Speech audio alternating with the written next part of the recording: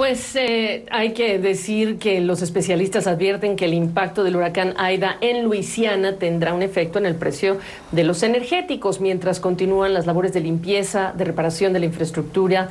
No hay certeza de cuánto tiempo tomará la restitución completa de esos servicios.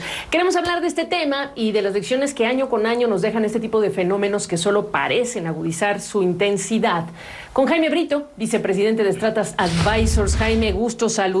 Antes de hablar de lo típico contigo, que siempre son los precios del petróleo, háblame de esas lecciones que ya nos deja el tema de los efectos en la infraestructura que hoy, después de Aida, padecen los ciudadanos. Hola Gaby, ¿cómo estás? Un gusto saludarte, saludar a tu audiencia. Casualmente hace 16 años estábamos describiendo juntos los impactos del huracán Katrina en esta misma zona. Y lo que vemos es que con este nuevo huracán hubo un impacto muy fuerte desde el punto de vista del impacto del viento, lo cual derrumbó, según el distribuidor eléctrico de electricidad de Luisiana, derrumbó más de 1,400 postes y descompuso más de 550 generadores eléctricos. Entonces imagínate todo el esfuerzo de infraestructura, aunque la empresa localmente tenga unos 20,000 trabajadores a marchas forzadas para recuperar todo este servicio eléctrico. Es realmente un impacto que muy probablemente pueda tardar al menos unas 2 o 3 semanas en recuperarse casi por completo, porque la cantidad de daño que hizo, aunque haya más de 120 plantas productoras de generación eléctrica en el estado, sí hubo un daño bastante fuerte. Hubo un daño menos grave que el que hizo Katrina en cuanto a inundaciones. Probablemente, regresando a tu pregunta, tenga que ver con las inversiones que se han hecho a lo largo de los años en cuanto a los diques, ¿no? A estos obstáculos o esta resistencia que puede haber para que las inundaciones del agua desde el mar hacia el interior de las ciudades puedan continuar y afectar a más parte del estado. Entonces, en ese sentido sí se ha visto un desarrollo, al menos en lo que se llamaría la resistencia que tiene la ciudad, particularmente de Nueva Orleans, para estos impactos, pero desgraciadamente no hay mucho que se pueda hacer contra este tipo de huracanes gigantes de la naturaleza, ¿no? Ahora sí, plantear el tema de repensar el cómo tiendo mi infraestructura, el tendido eléctrico, ahora que vienen estos masivos planes de infraestructura que se aprobarían falta en la Cámara de Representantes, pero la estrategia de crear infraestructura del siglo XXI del presidente Biden, mirando lo que ha pasado en Luisiana, ¿cuál debe ser ese replanteamiento, Jaime? Sí, hay varios grados de soluciones. Una parte que podría sonar muy obvia y obviamente muy costosa y muy complicada va a ser que poco a poco se fuera desplazando la población, no solo en Luisiana, sino en otras regiones que están cerca de la costa, más hacia el interior del país, ¿no? Porque ciertamente con el largo de los años y con el cambio climático parece que vamos a tener más impactos en ciudades como Venecia, como Nueva York, varias ciudades de Japón, etcétera, que están muy cerca de la costa y que cada vez que vaya a haber un maremoto o algún evento de este tamaño, un tifón, un huracán, siempre van a tener grandes impactos económicos, ¿no?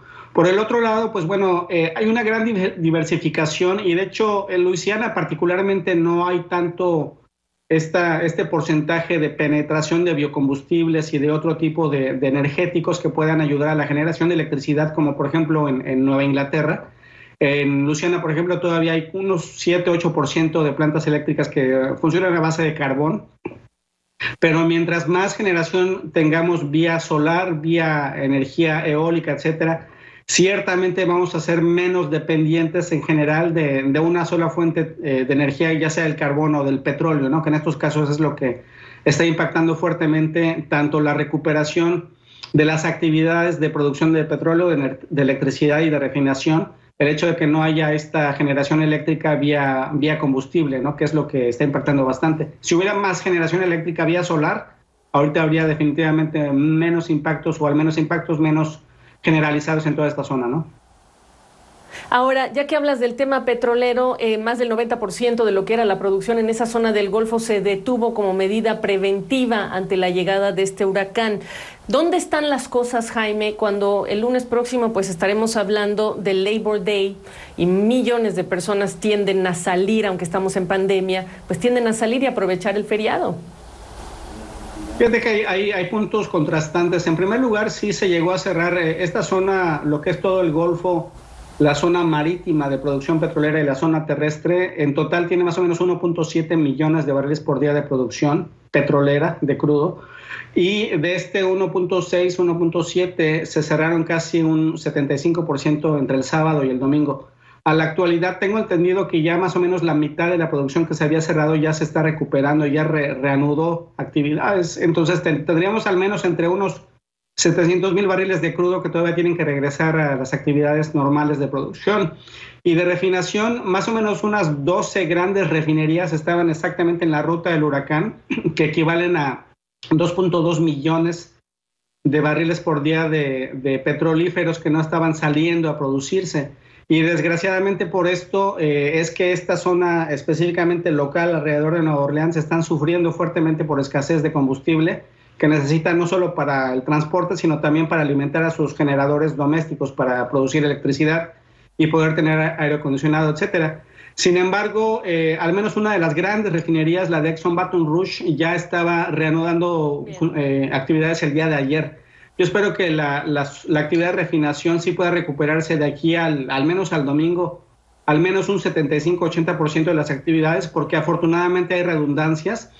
La gran mayoría de las refinerías tienen sus propios generadores para aguantar al menos unos 2 o 3 semanas a niveles más o menos razonables. Lo que están haciendo las empresas petroleras es revisar para asegurarse que hay buena integridad de sus equipos y que no puede haber algún peligro operacional, ¿no?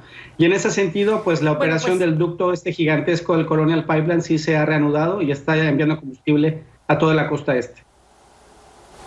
Gracias, Jaime, gracias. Se nos acabó el tiempo. Jaime Brito, con lo último sobre los impactos de Aida sobre esta zona de Estados Unidos.